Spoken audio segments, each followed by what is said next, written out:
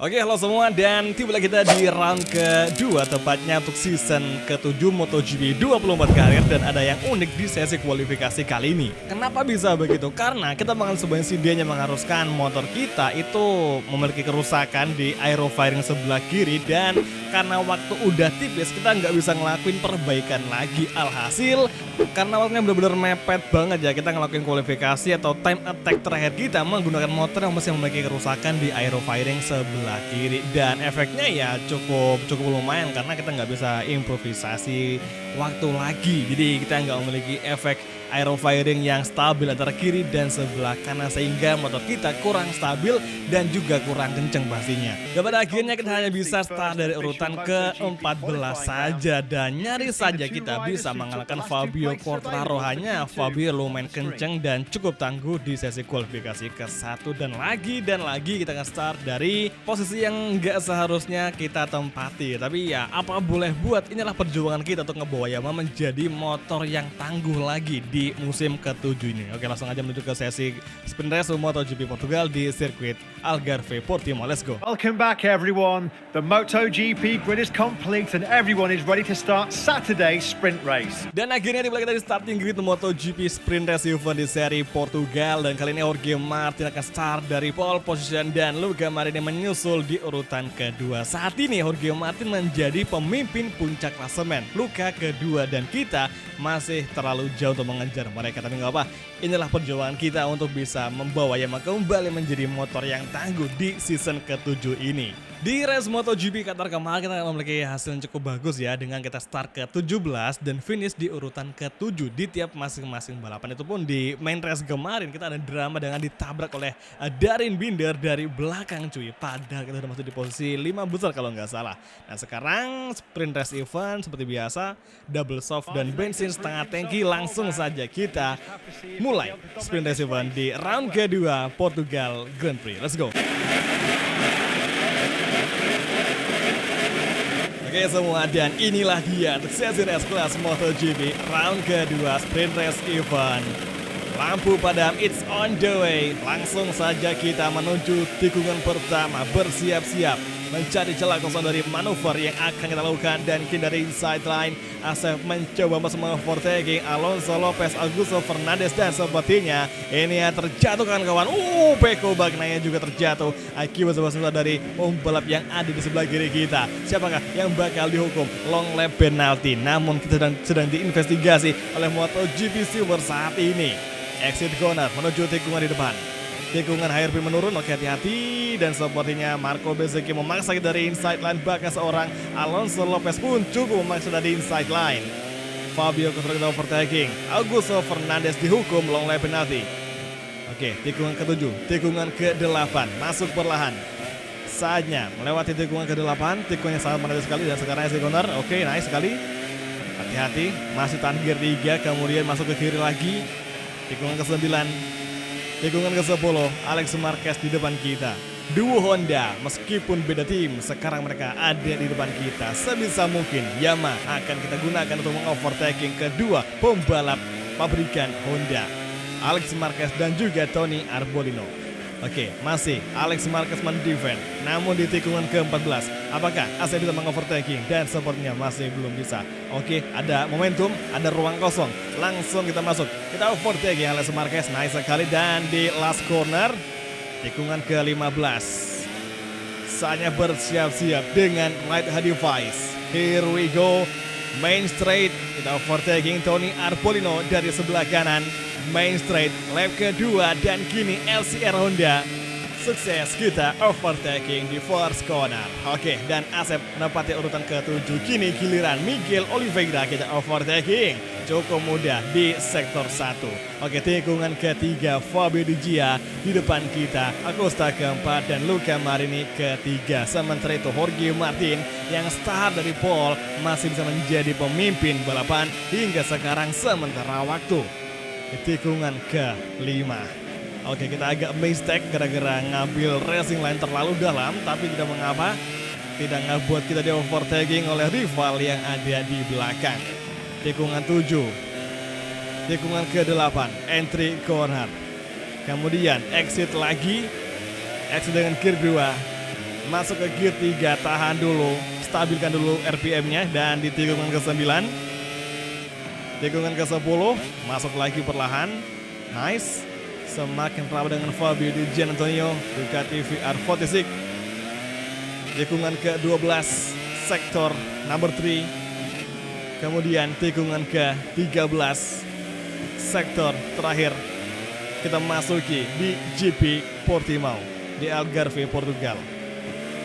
Turn ke-14. Dan sekarang misi kita teman kali semakin lancar karena sekarang Alex Rins sudah sangatlah kita tinggal untuk perolehan poin, karena sekarang jarak poin kita dengan si Rins memiliki jarak 9 poin sementara waktu.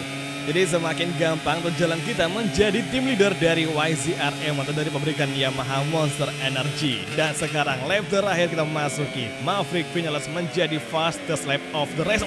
Nyaris saja kita tergelincir.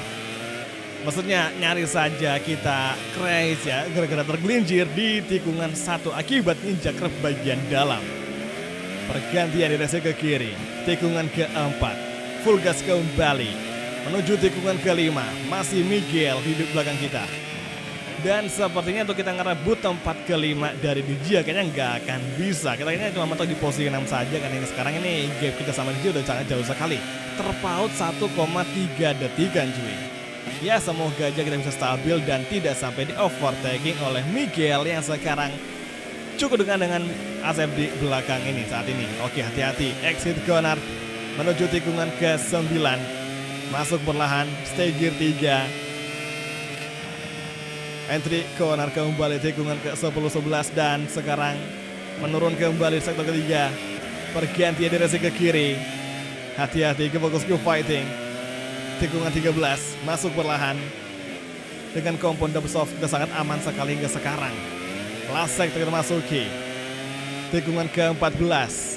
Satu tikungan lagi, race sprint akan segera usai dan Jorge Martin meraih kemenangan. Maverick kedua, Luca Marini ketiga, dan Asep Surasep berhasil finish di urutan ke-6. Here we go, menuju finish line.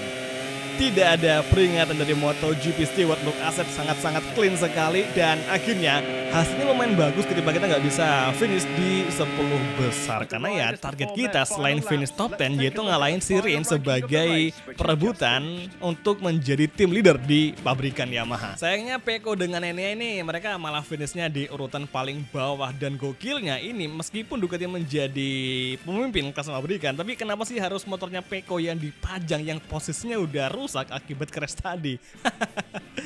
Jadi tuh kayak kurang bagus saja dilihatnya untuk menampilkan kelas pabrikan untuk sementara waktu cuy. Mbok iya pakai motornya yang lain kayak motornya si Jorge Martin atau mungkin motornya si Luca Marini, tapi ya udah namanya juga game kan, pasti bakal ada hal yang tidak bisa kita prediksi yang akan terjadi. Oke, langsung saja kita menuju ke main race event di MotoGP Portugal round kedua. Let's go. Dan sekarang waktunya main race event. Luca Marini, Jorge Martin, Maverick start dari barisan terdepan dan kita masih start dari urutan ke-14. Cuaca masih sunny atau masih terang, jadi masih bagus tuh kita nge-push dengan kompon yang kemungkinan bakal gue pakai kompon medium soft atau mungkin medium di balapan GP Portugal main race event kali ini. Tapi ya semoga aja meskipun dengan kompon bermanapun, semoga aja lah hasilnya bisa ngebikin Asep masuk di top 10 atau kalau bisa masuk di 5 besar, dan semoga aja itu bisa kita realisasikan. Oke. Acosta pun masih terbilang cukup oke di balapan kali ini, dan ya let's see aja apa yang akan bisa diperbuat oleh Acosta di race utama di Portugal. Dan sekarang gue bakal pakai kompon ban sepertinya medium soft aja, karena medium soft kayaknya kompon ban yang sering ngebikin Asep memiliki performa terbaik. Kalau gitu langsung saja kita mulai main race event di round kedua. Let's go. Lights will go out and the race will begin. Oke semua, dan inilah dia main race event round kedua. Algarve, Portimao, Portugal Grand Prix on the way. Menuju first corner, let's see siapa yang bisa kita overtaking. Atau mungkin kita yang akan di overtake oleh beberapa riders yang ada di depan kita, di belakang kita. Kemudian menuju tikungan kedua, Asep juga langsung dari sebelah kiri dan masih di overtaking oleh Augusto Fernandes. Peko juga masuk di bagian dalam. Tapi sekarang di tikungan ketiga banyak yang melebar. Kembali ke racing line. Tikungan keempat, exit corner bersiap-siap mengovertaking beberapa rider sekaligus. Namun cukup sempit, hati-hati. Dan di break tikungan kelima kita masuk lagi menyelam lebih dalam. Kita block pass Fabio Quartararo dan sepertinya ada yang melebar tadi yakni Fabio Di Giannantonio. Tikungan 6, tikungan ke-7, entry corner kembali. Nice banget, bagus. Oke, stabilkan. Kita harus mempertahankan performa seperti ini. Acosta kita overtaking, exit corner, menurun kembali. Tikungan ke-9 di depan kita dan kini Asep sudah masuk di posisi ke-7. Tinggal 2 posisi lagi kita akan menempati posisi ke-5 di MotoGP Portugal Main Race Event seperti yang sudah kita targetkan dari awal kualifikasi di sini. Rins di posisi kelima, Miguel di posisi ke-6 dan Martin di posisi pertama. Kita agak melebar, kemudian kembali ke racing line. Hati-hati, kita fokus ke fighting. Masuk ke last sektor, Luca Marini di posisi kedua dan Maverick di posisi ketiga. Oh, nyaris saja kita menabrak Maverick Vinales, maksudnya Miguel Oliveira. Nyaris saja kita berbenturan dengan Miguel Oliveira. Memasuki last corner, kita cukup melebar tadi akibat menghindari collision dengan Miguel Oliveira. Dan saat ini side by side dengan Aprilia RSGP. Oh, kencang sekali. Miguel menyusul Rins dan kini di lap kedua braking zone first corner. Surasa berhasil mengovertaking 2 rider sekaligus. Luar biasa. Sangat-sangat cerdik momentum yang kita manfaatkan di lurusan strip trim. Kemudian langsung melibas 2 rider sekaligus, yakni Miguel dan juga Rins. Dan siapa sangka akhirnya kita sudah sampai di posisi yang kita inginkan sedari awal kualifikasi atau sedari awal masuk di sirkuit Portimao. Dan sekarang kita udah masih posisi 5 dan luar biasa kita bakal mencoba untuk lebih improve lagi. Dan sekarang ini gue rasa untuk bisa ngedeketin Tony Arbolino kayaknya nggak akan butuh waktu lama. Yang penting kita bisa menjaga race pace dan juga bisa improve lap time. Oh my goodness man, Jorge Martin terjatuh di depan kita dan kini leader klasemen Jorge Martin terpaksa out of the race di MotoGP Portimao. Gak ada yang nyangka kalau si Jorge Martin bakal terjatuh di balapan kali ini. Soalnya di kualifikasi kemudian sprint tadi Jorge Martin dengan Rodriguez ini sangat konsisten sekali menjaga kestabilan kecepatannya. Dan sekarang ternyata Jorge Martin malah mengalami sebuah insiden yang tidak dia inginkan, yakni terjatuh plus dia out of the race alias not complete, keluar.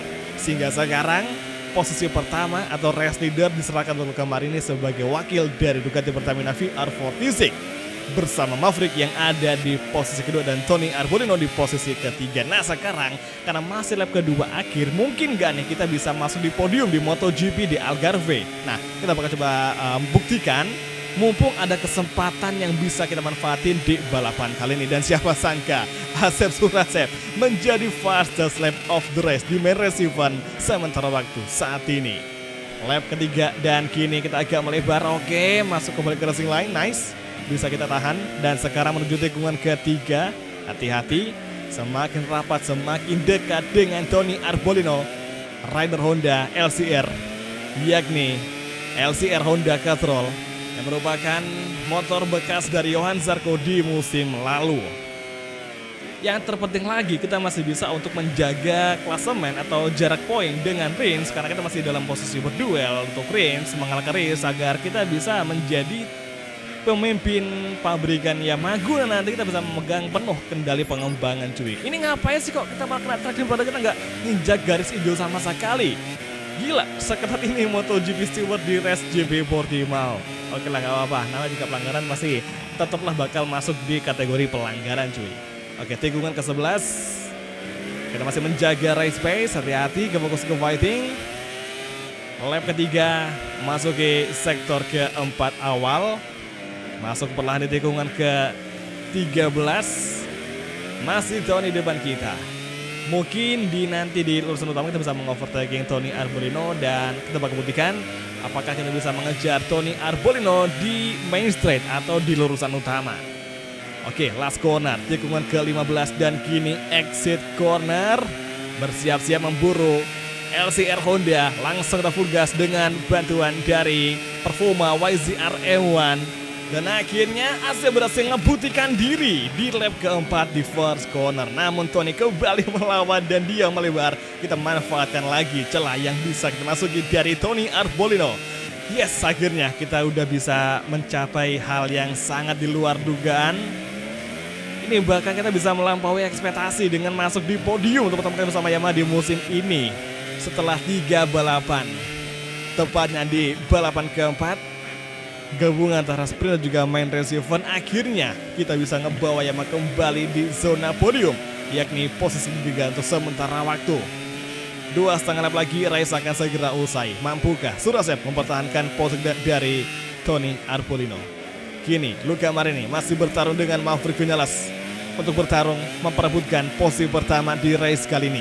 Sementara itu Jorge Martin sudah tidak nampak di area sirkuit karena dia terpaksa out of the race dan sekarang dia pasti bakal merenungi nasibnya di garasi Ducati Gresini.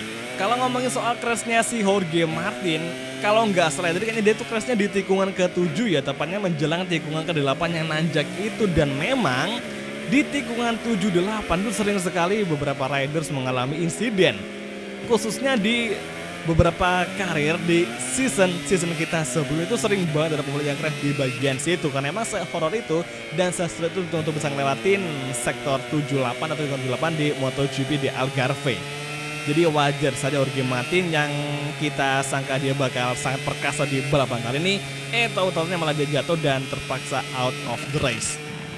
Ini kayaknya sekarang untuk lap time dari para pembalap lainnya itu agak ngendor. Mungkin mereka itu menggunakan kompon ban yang lebih keras ketimbang di balapan sprint tadi. Jadi ada kemungkinan seperti Luca Marini, Maverick dan juga yang lainnya itu menggunakan kompon ban hard medium atau mungkin double hard. Tapi kita yang pakai ban medium soft malah bisa paling kenceng di sini. Jadi kayak ada keuntungan kita bisa menggunakan kompon ban tadi karena kita udah bisa untuk rebut dan bahkan bisa ngimbangin race pace dari Luca dan juga Maverick. Bahkan kita ini menjadi fastest step of the race untuk sementara waktu dengan lap time 1:39,924 detik cuy. Untuk update posisi di belakang kita ada Tony Arbolino, Miguel Oliveira, kemudian Pedro Acosta dari Gas Tech 3 dan Fabio Quartararo di posisi ke-7 serta ada Alex Rins yang masih di posisi ke-8 dan akhirnya kita masih bisa menjaga jarak poin kita dengan Rins sehingga sekarang kita masih bisa unggul menjadi kandidat yang paling kuat untuk menjadi tim leader di pabrikan Yamaha. Karena kalau kita menjadi leader dari pengembangan Yamaha atau tim leader dari Yamaha itu bakal memiliki keuntungan banget juga. Kita bisa milih mau ngembangin di sektor manapun itu yang kita mau. Jadi kayak misalkan kita pengen yang kencang tuh di bagian akselerasi, nah itu bisa kita manfaatin pengembangan itu untuk bagian akselerasi sehingga kita bakal lebih berpeluang untuk menuju ke jalan kita menjadi juara dunia MotoGP bersama Yamaha. Makanya itu benar-benar kayak menjadi sebuah privilege yang harus kita dapetin dari pabrikan Yamaha langsung cuy. Oke, sekarang lap terakhir di MotoGP Portugal di Algarve Portimao. Masih Mario kita dan juga ada Maverick yang ada di posisi kedua. Kemudian Tony Arbolino masih di belakang tepatnya di posisi keempat. Dan pastinya dengan jatuhnya si Jorge Martin, kemudian dia gagal rejoin balapan, ini bakal ngebikin persaingan di klasemen bakal berubah lagi. Karena sekarang ada kemungkinan Luca Marini lah yang akan menjadi pimpinan di klasemen untuk sementara waktu. Jadi itu kayak benar-benar hal yang sangat tidak kita sangka-sangka akan terjadi. Dan kalau ngomongin soal Maverick Vinales yang merupakan dari wakil Aprilia Factory, dia itu kayak benar-benar selama 3 season ya, dari awal kita waktu masih pakai Ducati, kemudian kita pakai Aprilia, sekarang masih pakai Yamaha, itu yang namanya Maverick Vinales dengan RRSGP itu bisa konsisten dan stabil banget di barisan depan. Kayak jarang banget kita bisa ngeliat si Maverick itu kendor. Tepatnya di awal paruh musim kedua. Nah itu si Maverick Vinales, dia masih bisa konsistensi di top 3, di 3 besar. Sering banget bertarung di barisan depan. Hanya saja si Maverick Vinales itu kayak ada aja yang ngebikin dia jatuh, ada yang ngebikin dia MC. Pokoknya benar-benar banyak banget hal yang ngebikin si Maverick Vinales tuh gagal finish. Dan kalau kita ngeliat kepada kejadian semacam ini mirip banget sama yang terjadi kepada Pecco di MotoGP 2024. Dan sekarang di last corner saja menuju finish line. Here we go. Luka Marin kemenangan dan Maverick 2 serta Asset Suarez akhirnya bisa mendapatkan podium untuk pertama kalinya bersama Yamaha di season ke-7 ini. Finally, Asset comeback di podium. Meskipun dengan drama yang terjadi, ini kalau si Martin gak crash tadi, mungkin kita gak akan podium. Tapi karena si Martin jatuh dan akhirnya kita bisa nyempil di zona podium. Dan kita pun menjadi fastest lap of the race dengan lap time 1 menit 39.924 detik. Kita paling kencang dan Luka Marin yang meraih kemenangan serta si Maverick finish di urutan kedua. Sementara itu Alex Rins finish di urutan ke-10, Pecco finish di urutan ke-8 tepat di belakang dari rekan timnya ini Fabio Quartararo. Dan di klasemen seperti perkiraan karena Martin tadi crash dan dia gagal finish, akhirnya Luka Marin mengambil alih posisi puncak klasemen sementara waktu dengan Maverick di posisi kedua dan Martin turun di tempat ketiga. Sementara itu Asset Suarez berhasil naik 2 tingkat dan mendapat urutan saat ini meskipun jaraknya masih jauh dengan si Luka Marin yakni 29 poin jauhnya cuy. Klasemen tim masih milik dari Pertamina Ducati VR46 dengan jarak 31 poin dari Aprilia Racing. Kemudian Yamaha masih di posisi keempat dan next race kedua balapan di seri Texas tepatnya di Amerika Grand Prix. Semoga aja hasilnya bisa memuaskan lagi. Jadi kalau gitu terima kasih nonton dan sampai ketemu lagi di video MotoGP Karir untuk episode selanjutnya. Thank you, bye dan ciao guys, sampai jumpa. We're moving the live feed to Parc Ferme where the third placed rider has just joined the other riders. Perhaps the hope was to aim for victory, but with opponents like that, there was really little that could be done today.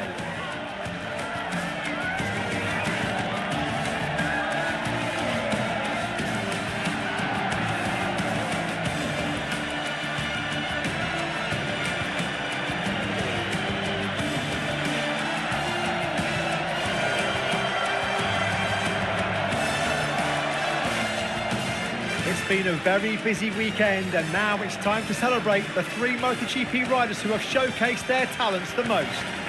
The fans are rightly celebrating them after watching a wonderful race.